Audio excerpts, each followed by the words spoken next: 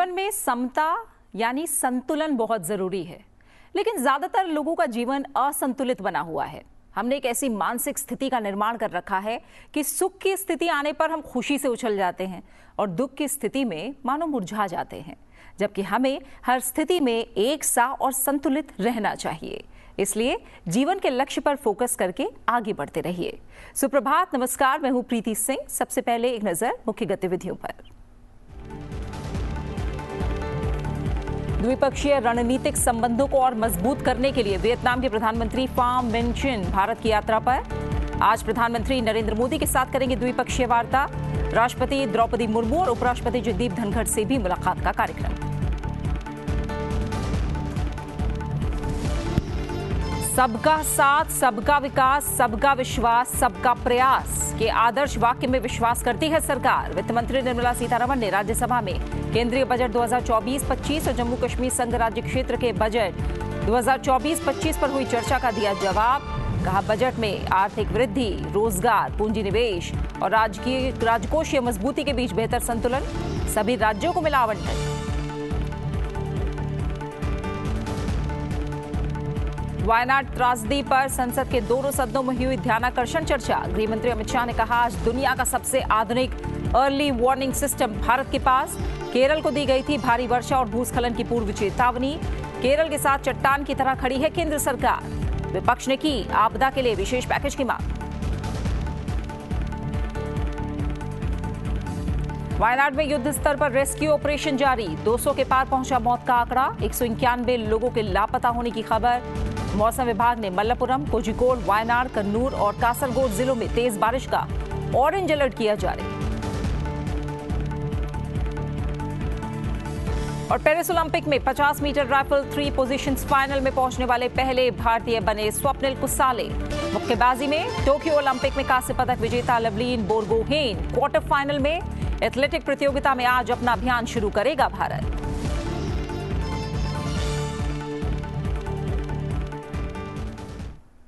और सबसे पहले बात करेंगे संसद सत्र की, और आइए नजर डालते हैं दोनों सदनों में आज के कामकाज पर।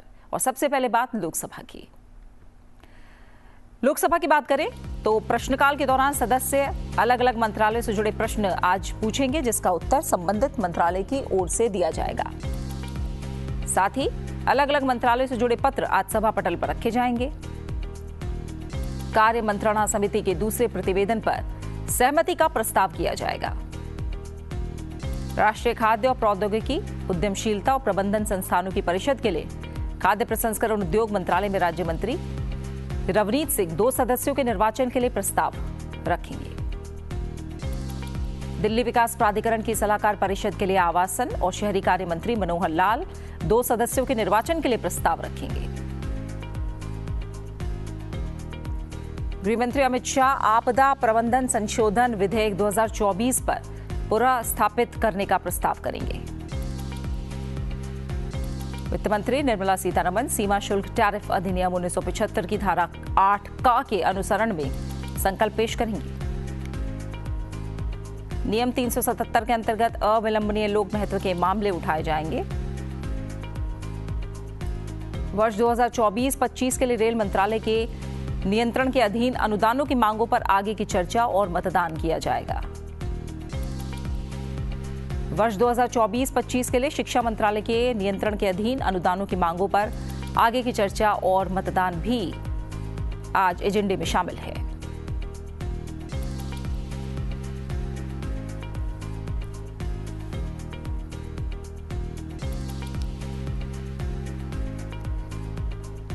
वर्ष 2024-25 के लिए स्वास्थ्य और परिवार कल्याण मंत्रालय के नियंत्रण के अधीन अनुदानों की मांगों पर चर्चा और मतदान किया जाएगा।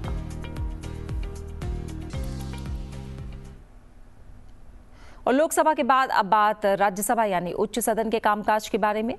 राज्यसभा में आज सांसद अयोध्या रामी रेड्डी आला को जन्मदिन की शुभकामनाएं दी जाएंगी।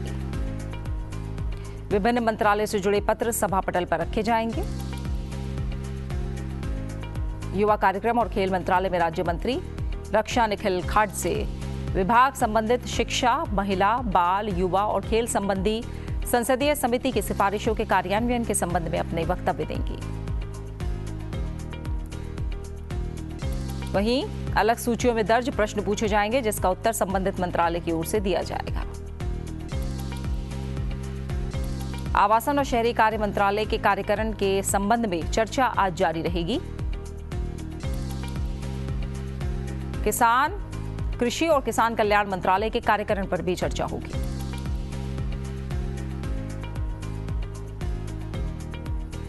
वहीं लोकसभा ने पेरिस ओलंपिक में 10 मीटर एयर पिस्टल मिश्रित निशानेबाजी स्पर्धा में कांस्य पदक जीतने वाली मनु भाकर और सरबजोत सिंह को बधाई दी है। लोकसभा अध्यक्ष ओम बिरला ने सदन की ओर से मनु भाकर और सरबजोत सिंह को कांस्य पदक जीतकर देश का मान बढ़ाने के लिए बधाई दी। दिनांक 30 जुलाई 2024 को सुश्री मनु भाकर और सरबजोत सिंह ने पेरिस ओलंपिक 2024 में 10 मीटर एयर पिस्टल मिश्रित टीम स्पर्धा में कांस्य पदक जीता है। ये ओलंपिक खेलों में भारत का दूसरा कांस्य पदक है। इसके साथ ही सुश्री भाकर एक ओलंपिक खेल में 2 पदक जीतने वाली स्वतंत्र भारत की पहली भारतीय खिलाड़ी बन गई है। हमारे खिलाड़ियों की उत्कृष्ट उपलब्धि राष्ट्रीय गौरव का विषय है, जिससे देश की सभी युवाओं और विशेष रूप से खिलाड़ियों को प्रेरणा मिलेगी। ये सभा सुश्री मनु भाकर और श्री सरबजोत सिंह जी को हार्दिक बधाई देती है, शुभकामनाएं देती है। वित्त मंत्री निर्मला सीतारमण ने राज्यसभा में कहा है कि मोदी सरकार के पिछले 10 वर्ष के कार्यकाल में बेरोजगारी घटी है और महंगाई नियंत्रित रही है। उन्होंने कहा कि केंद्रीय बजट 2024-25 में किसी भी राज्य के साथ भेदभाव नहीं किया गया है। वित्त मंत्री सदन में केंद्रीय बजट पर करीब 20 घंटे की चर्चा का जवाब दे रही थी और चर्चा का जवाब देते हुए उन्होंने कहा कि उनकी सरकार का बजट युवाओं, महिलाओं, किसानों और वंचितों के कल्याण पर केंद्रित है। उन्होंने यूपीए सरकार के कार्यकाल की तुलना मोदी सरकार के कार्यकाल से करते हुए कहा कि महंगाई की औसत दर 6% से कम रही है। सरकार ने बजट में आम जनता को और राहत देने के लिए दालों, खाद्य तेलों के आयात शुल्क को 5% तक करने का प्रावधान किया है। वित्त मंत्री ने कहा कि सरकार के लगातार प्रयासों के जरिए बेरोजगारी की दर कम हुई है। The annual survey of industries, which is issued by the Ministry of Statistics and Program Implementation, showed a sharper percentage decline than ever seen during the worst of COVID pandemic. So even during COVID pandemic, that is not the kind of decline we saw as was seen during UPA's time. So, sir, on the employment, our facts which are given by the PLFS, Periodic Labour Force Survey, shows that the labour market indicators for persons of age 15 years and above have steadily improved from 17-18 to 22-23. Labour force participation has also increased from 49.8% in 17-18 to 57.9% in 22-23. Women's labour force participation has risen to 37% in 22-23 from 23.3% in 17-18. The unemployment rate has declined from 6% in 2017-18 to a low of 3.2% in 22-23.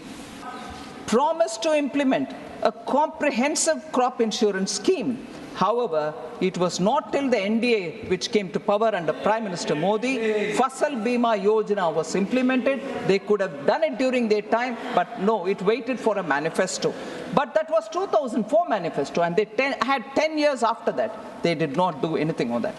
The Congress said it would examine the feasibility of direct income support to farmers.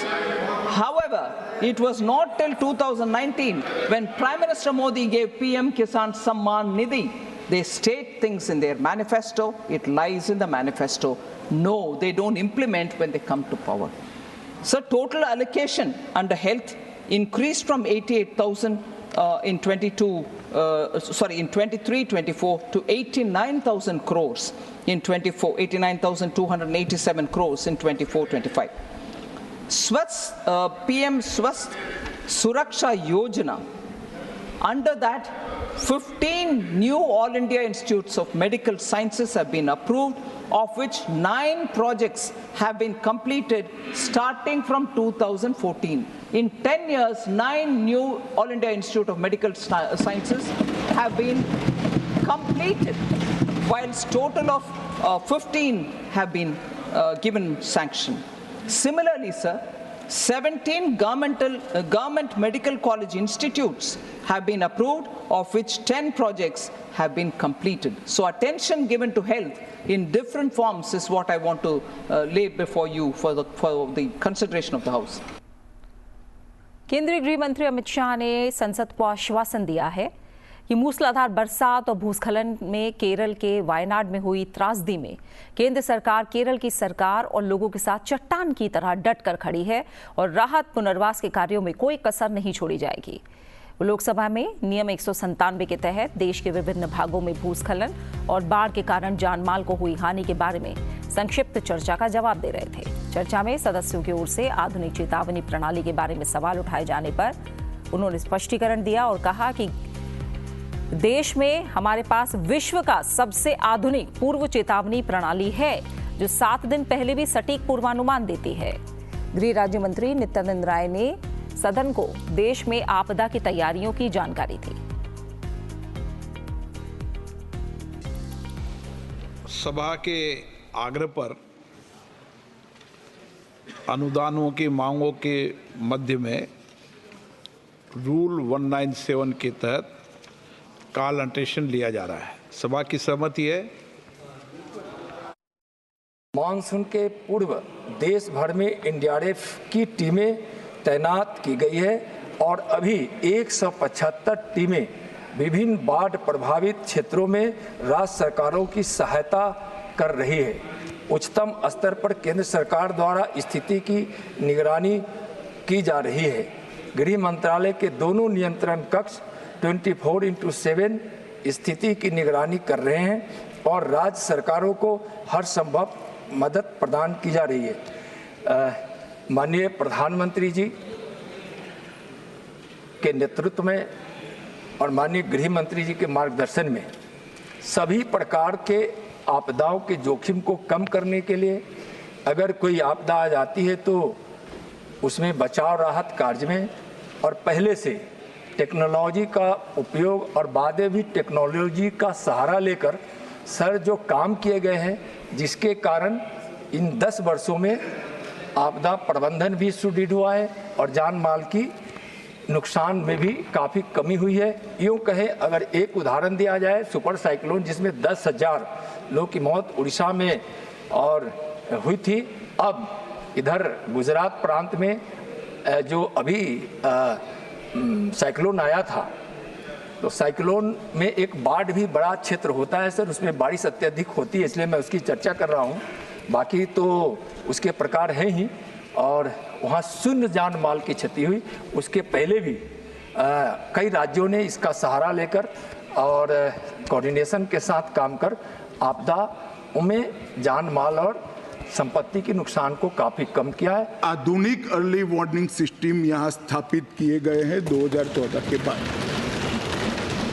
मान्यवर, दुनिया में बहुत कम देश है जो 7 दिन पहले आपदा का आकलन सार्वजनिक करते हैं, पूर्वानुमान सार्वजनिक करते हैं। भारत वो चंद 4-5 देशों में है जो 7 दिन के पहले पूर्वानुमान साझा करता है। हर बृहस्पतिवार को हम अगले पखवाड़े का जो पॉसिबल, वो इतना सटीक नहीं होता है मगर पूर्वानुमान देते हैं। 18 जुलाई को ही पूर्वानुमान दिया था कि केरल के पश्चिम तट के क्षेत्र में सामान्य से ज़्यादा वर्षा होगी। फिर 25 जुलाई को उसको स्पेसिफिक कर भारी वर्षा होगी, बहुत भारी वर्षा होगी ये कहा, और फिर 23 जुलाई को अति भारी वर्षा होगी, 20 mm से ज़्यादा वर्षा होगी ये भी कहा और इससे भी ज़्यादा हो सकती है। 23 तारीख को ही एडवांस में क्या किया पूछा गया सदस्यों द्वारा। 23 तारीख को ही हमने 8 एनडीआरएफ के पूरे दल वहां पर भेज दिए गए। इसकी अर्ली वार्निंग सिस्टम को कभी कभार वो गलत भी हो सकता है, परंतु फिर भी किसी को हटाने में कोई नुकसान नहीं हटाया और बाढ़ आ गई या भूस्खलन हो गया तो मारे जाते हैं। इसको गंभीरता से लेना चाहिए और स्फूर्ति के साथ इसको करना चाहिए। जहां तक स्फूर्ति का सवाल है, भारत सरकार ने बचाव कार्य में कोई कसर नहीं छोड़ी है। हमारा हर वर्टिकल जो बचाव के लिए बना है, हर वर्टिकल आज वहां मौजूद है, दिन रात काम कर रहे हैं। प्रधानमंत्री जी स्वयं कंट्रोल रूम से सीधी जानकारी दे रहे हैं, मेरा कार्यालय और मैं भी ले रहे हैं। नित्यानंद राय जी हर रोज 4 घंटे वहां पर कंट्रोल रूम में खुद मेरे एमओएस बैठ रहे हैं और इसका मॉनिटरिंग कर रहे हैं। मैं इतना केरल की जनता को जरूर आश्वस्त करना चाहता हूं कि रिलीफ और रिहेबिलिटेशन के लिए हम कोई कसर नहीं छोड़ेंगे। भारत सरकार इस संकट की घड़ी में केरल सरकार के साथ चट्टान की तरह खड़ी। केरल के वायनाड जिले में विनाशकारी भूस्खलन में मरने वालों की संख्या बढ़कर 200 के पार हो चुकी है, जबकि 191 लोग अभी भी लापता हैं। 200 घायलों का अलग अलग अस्पतालों में इलाज चल रहा है। बचाव कर्मी मलबे में दबे लोगों की तलाश में जुटे हैं। अभी मृतकों की संख्या और बढ़ने की आशंका है। वायनाड के लैंडस्लाइड में बचाव कर्मी तेजी से रेस्क्यू करने में जुटे हैं। भारतीय सेना, एयरफोर्स, नेवी, एनडीआरएफ और केरल के स्थानीय प्रशासन मिलकर बचाव कार्य चला रहे हैं। सेना सहित बचाव दलों ने तलाशी अभियान के दूसरे दिन बुधवार को मलबे में फंसे लोगों को खोजने के प्रयास और तेज किए। इस दौरान कई क्षतिग्रस्त मकानों के मलबे में दबे शवों को बाहर निकाला गया। भूस्खलन के बाद मुंडक्कई और चूरलमाला इलाकों में 300 से ज्यादा मकान पूरी तरह से नष्ट हो गए। सेना का विशेष फोकस भूस्खलन में दबे लोगों की तलाश करके उनकी जिंदगी बचाना है और इसके लिए बुधवार को दिल्ली से सेना के विशेष खोजी जो कुत्ते हैं उनके दस्ते को भी भेजा गया। साथ ही मुश्किल इलाकों में फंसे लोगों तक पहुंचने के लिए सेना ने अपने 3 बेली ब्रिज विशेष विमानों के जरिए वायनाड पहुंचा दिए हैं। सेना ने इस राहत और बचाव ऑपरेशन में अब तक अपने करीब 500 सैनिकों, अधिकारियों और तकनीकी विशेषज्ञों को लगाया है। वहीं मौसम विभाग ने मलप्पुरम, कोझिकोड, वायनाड, कन्नूर और कासरगोड जिलों में तेज बारिश का ऑरेंज अलर्ट जारी किया है। देश की राजधानी दिल्ली में बुद्दिल्ली सरकार ने आज दिल्ली के सभी स्कूलों को बंद रखने का ऐलान किया है। बारिश के साथ तेज हवाओं के कारण दिल्ली आने वाली 10 उड़ानों को डाइवर्ट करके आसपास के शहरों में उतारा गया। इसके अलावा कई उड़ानों के टेक ऑफ में भी देरी हुई है।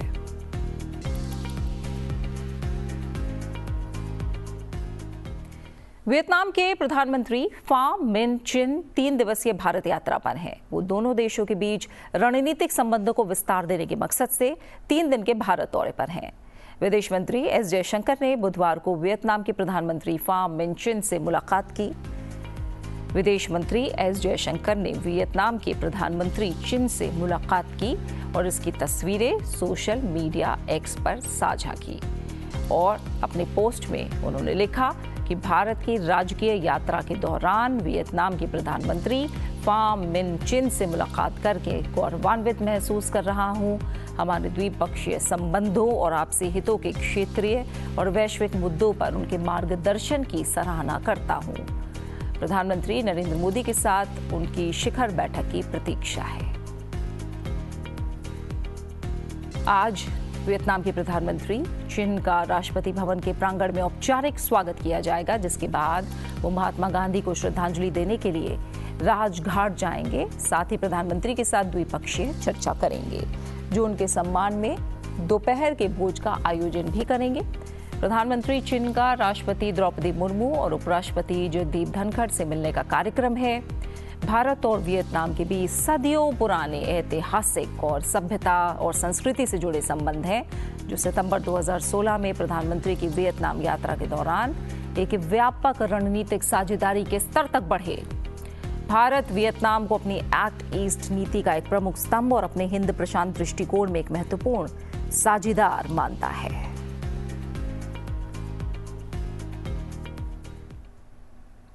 भारतीय वायुसेना ने पहली बार बहुराष्ट्रीय हवाई अभ्यास तरंग शक्ति की मेजबानी करेगा। इस अभ्यास में शामिल होने के लिए 51 देशों को आमंत्रित किया गया है, जिसमें 12 देशों की वायुसेनाओं ने भारत आने की सहमति दे दी है। 6 देश अपने अग्रणी लड़ाकू विमानों, परिवहन विमानों और मध्य हवा में ईंधन भरने वाले विमानों के साथ सक्रिय रूप से भाग लेंगे। 2 चरणों में होने वाले अभ्यास में 100 से अधिक विमानों के शामिल होने की संभावना है। अभ्यास का मुख्य फोकस आत्मनिर्भरता के तहत स्वदेशी क्षमताओं का प्रदर्शन करना होगा। साथ ही भाग लेने वाली सेनाओं को आपसी तालमेल के साथ संचालन को बढ़ावा देने का मंच मिलेगा। यह अभ्यास 2 चरणों में आयोजित किया जाएगा।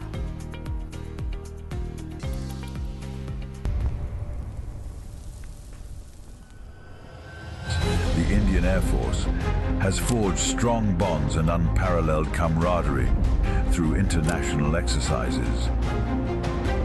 From the deserts to the mountains, from the seas to the skies, we've shared knowledge, skills, and experiences. Our legacy of cooperation and excellence continues to grow.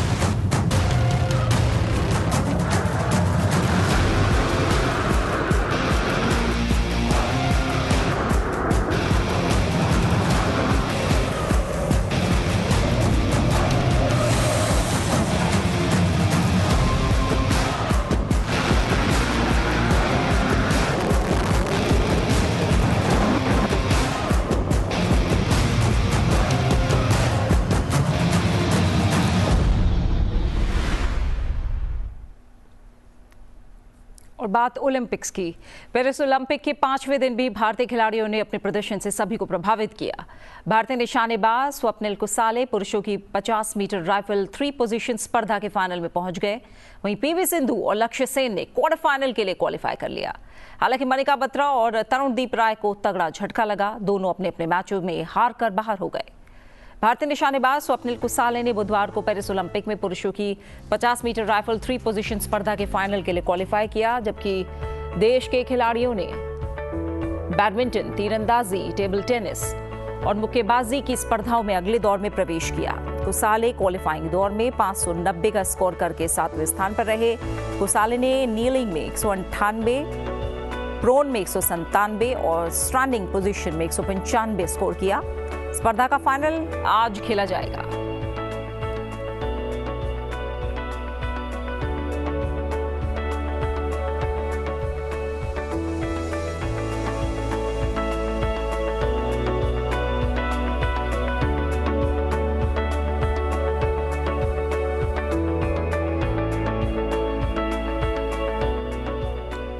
और अगर अंक तालिका की बात करें तो चीन 8 स्वर्ण के साथ शीर्ष पर फिलहाल है, जापान 7 स्वर्ण के साथ दूसरे और फ्रांस 6 स्वर्ण के साथ तीसरे स्थान पर है। भारत 2 कांस्य पदक जीतकर 36वें स्थान पर है। महान स्वतंत्रता सेनानी और समाज सुधारक लोकमान्य बाल गंगाधर तिलक जी की आज पुण्यतिथि है। एक प्रखर राष्ट्रवादी और स्वराज के योद्धा, भारत की स्वतंत्रता के लिए उनके अटूट समर्पण के लिए उनका नाम हमेशा इतिहास के पन्नों में अंकित रहेगा। संसद टीवी उनकी पुण्यतिथि पर उन्हें श्रद्धांजलि अर्पित करता है।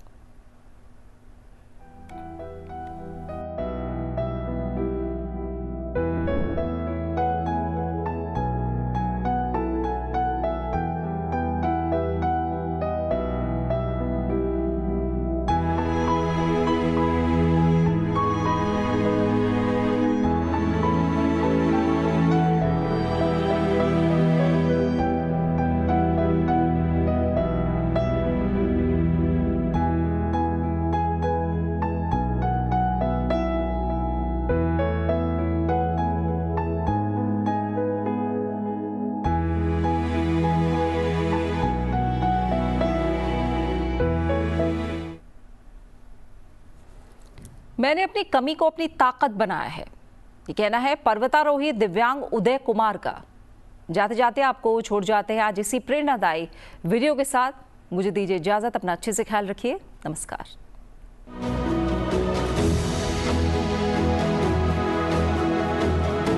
मैं आज मिशन K2 के कंचनजंगा टू किलिमंजारो पे जा रहा हूँ। ये मेरे लिए एक ऐसा सपना है, एक ऐसा सफर है जो शून्य से शिखर तक पहुंचने की कल्पना है।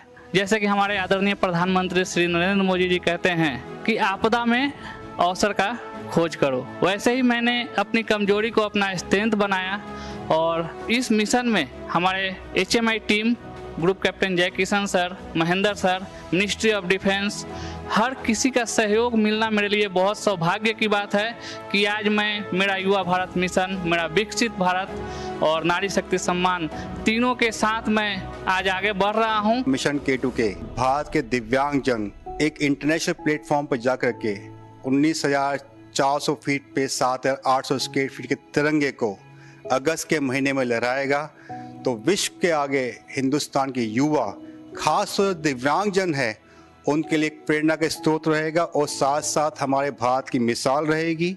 हमारे दिव्यांगजन दुनिया में किसी भी कोने में जाकर के हिंदुस्तान का नाम रोशन कर सकते हैं। आवश्यकता सिर्फ ये है कि जिस प्रकार से मिनिस्ट्री ऑफ डिफेंस अपने युवाओं के साथ साथ दिव्यांगजन को प्रोत्साहित कर रही है, उसी प्रकार से अगर हर भारतीय दिव्यांगजनों को आगे बढ़ाने की कोशिश करेगा तो हमारा राष्ट्र जब विकसित भारत 2047 के सपने देख रहा है तो उस समय हमारा भारत का युवा सक्षम होगा विश्व में किसी भी चैलेंज को एक्सेप्ट करने के लिए। We are on K2K mission. We are going for the summit of Kilimanjaro. It's a privilege for me and I'm very thankful to HMI and Group Captain Jai Kishan sir for giving me this opportunity. We are very excited to celebrate our Independence Day over the summit of Kilimanjaro with our 7,800 square foot national flag. Bharat माता की जय! भारत माता की